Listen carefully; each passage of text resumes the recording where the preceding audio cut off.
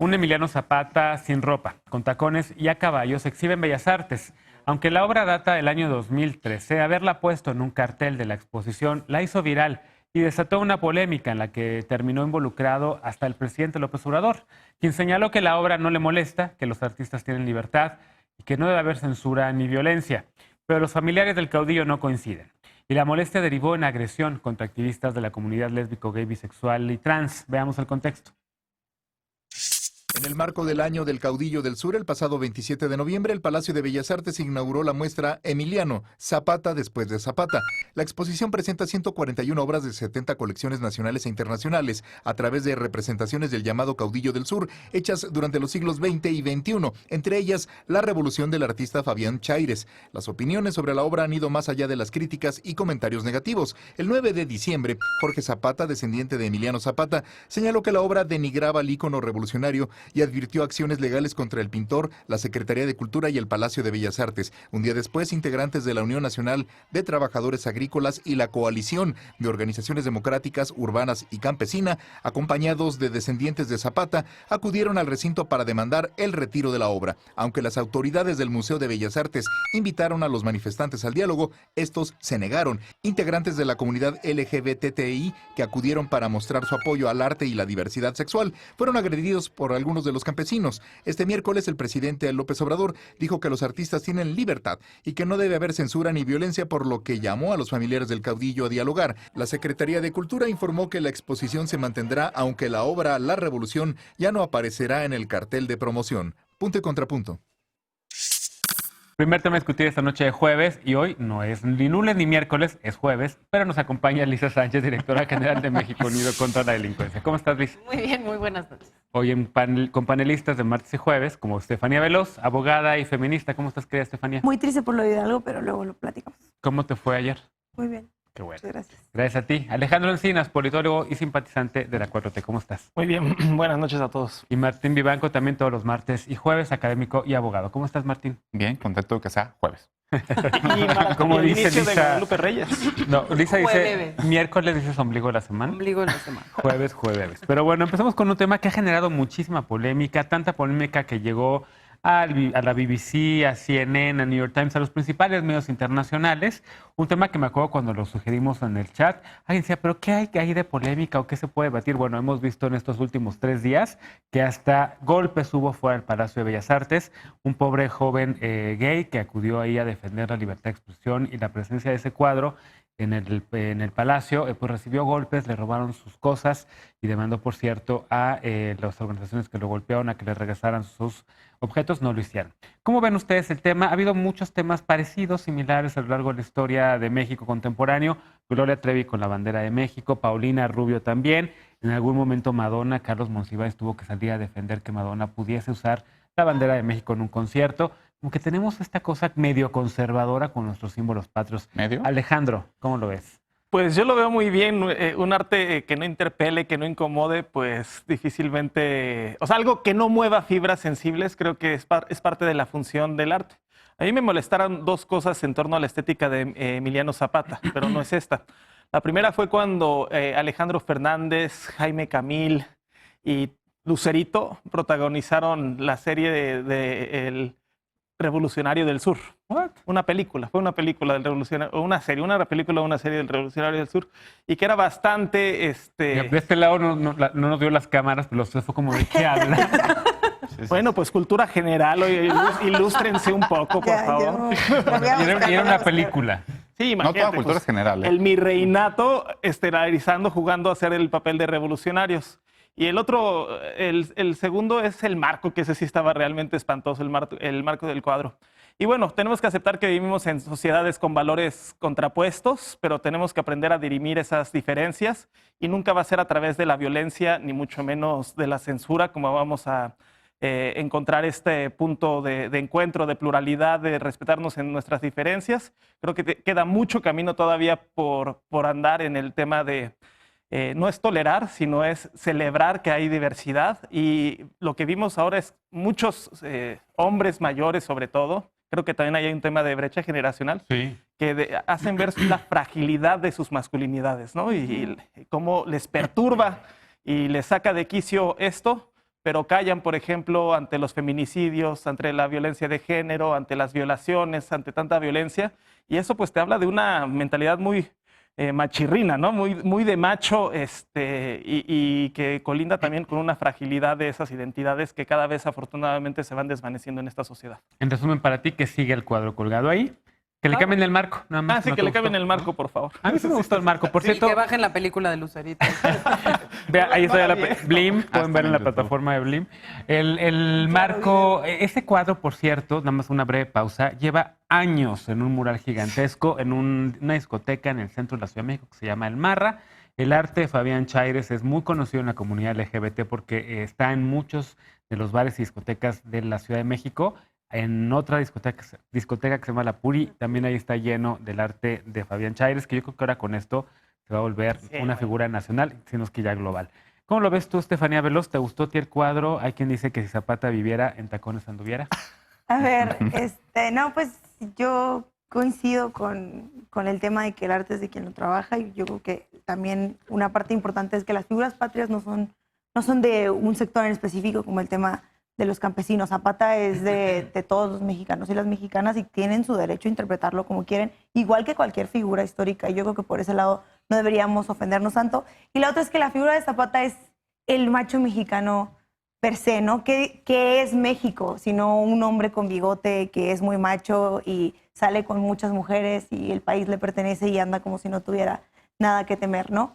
Y eso es lo que yo creo que, lo que decía Alejandro, eso le duele a mucha de la generación de señores mayores, porque se sienten violentados como en este tema de su masculinidad, de que para ellos México sigue siendo un país de hombres, entre comillas, ¿no?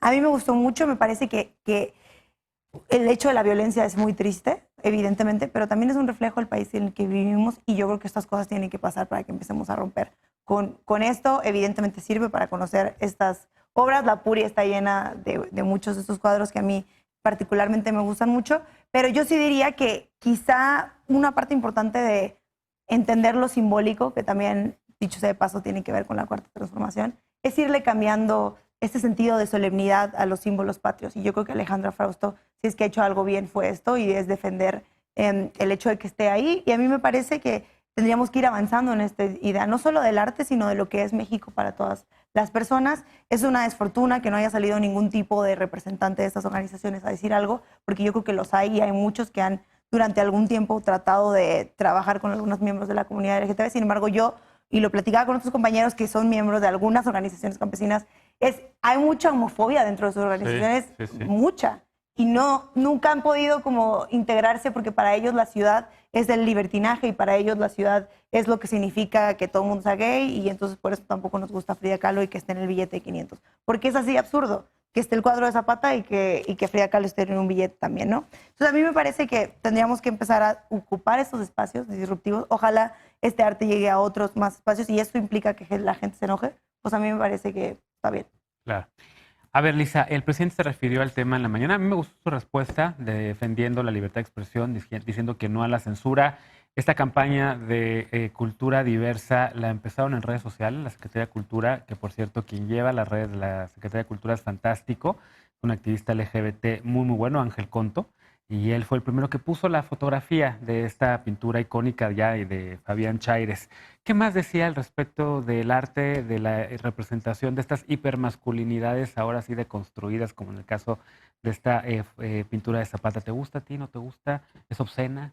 A mí no me parece para nada obscena, ni tampoco me parece particularmente violenta, ni me parece tampoco ofensiva. Al contrario, a mí me gusta, y que se quede ahí donde se tenga que quedar, y que se mueva por todos los lugares en donde se tenga que mover, si eso ayuda a sensibilizar al público sobre la necesidad de tener discusiones con respecto a la diversidad, al respeto a sus derechos y a la necesidad de una integración legal y de políticas públicas de toda esta gente que tiene exactamente los mismos derechos que nosotros y que no debe ser excluida de esta manera. A mí lo que me llama la atención no es tanto, digamos, comparto la reflexión de Alejandro y de Estefanía en el sentido de que las masculinidades son muy frágiles y que entonces es muy evidente que quien se queja de eso se siente ofendido en lo personal, ¿no? Y siente que es necesario reivindicar una idea de lo que es masculino, una idea de lo que es ese héroe histórico, una idea de lo que debe ser la representación, pues, de una de las figuras históricas que no símbolo nacional, ¿no? Que no símbolo patrio de este país. Pero a mí me llama muchísimo más la atención, Genaro, la discusión sobre por qué lo femenino es ridiculizante.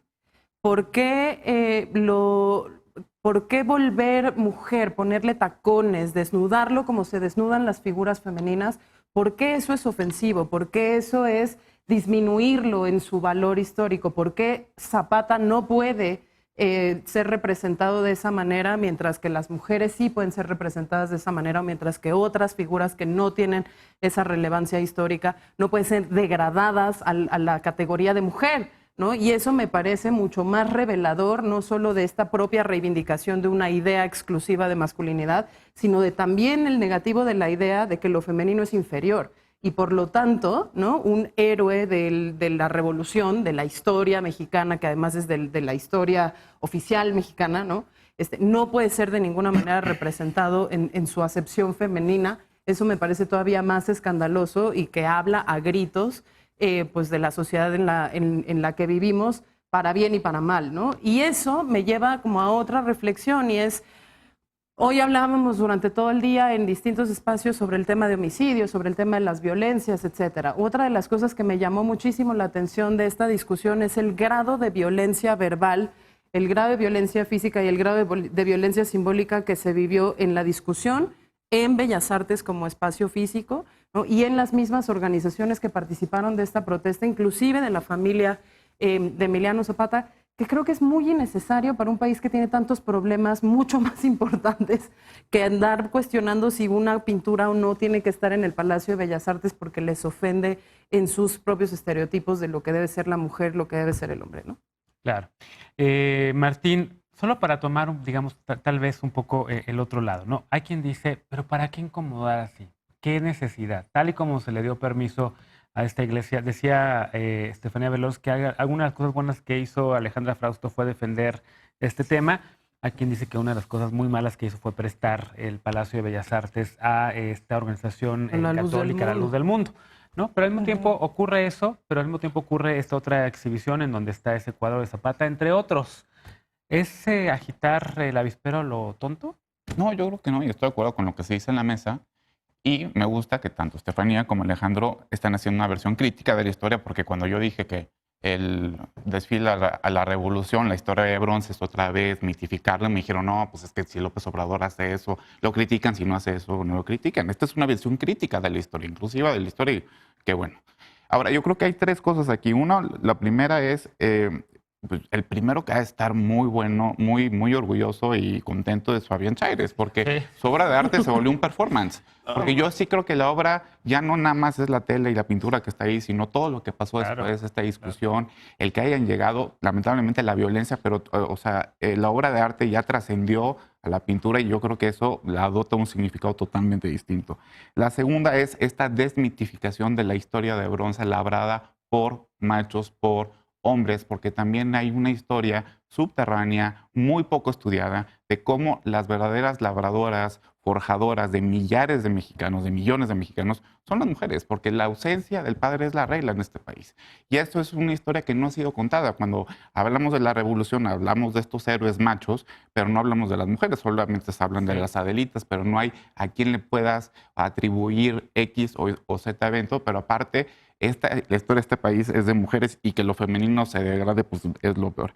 Y luego lo otro, y con esto termino, es el arte, además de incordiar y que interpele, es también político. Hay una entrevista que le hicieron a Picasso en 1945 en una revista francesa que le preguntan, ¿qué piensa usted que es un artista?